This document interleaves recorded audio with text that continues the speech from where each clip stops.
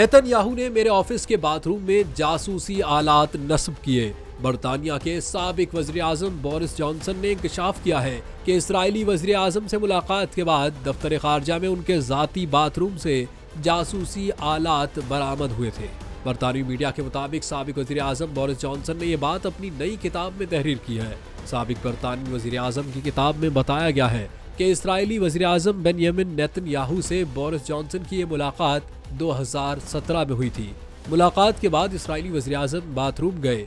वो जब बाहर निकले तो सिक्योरिटी टीम ने बाथरूम का जायजा लिया तो निजी बातें सुनने के आलात बरामद हुए। बोरिस जॉनसन की किताब में किए गए दावे से मुताल्लिक इस्राएली वज़ीर आज़म ने ताहाल रद्द-ए-अमल से गुरेज किया है। बरतानवी अखबार के मुताबिक इसी अरसे में इसराइल पर इल्जाम आयद किया गया था कि उसने अमरीकी व्हाइट हाउस में भी जासूसी के आलात नस्ब किए थे।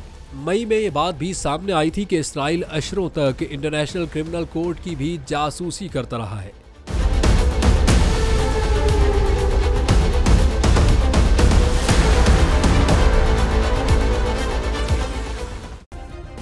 सब्सक्राइब करें और बेल दबाएं ताकि कोई खबर रह न जाए।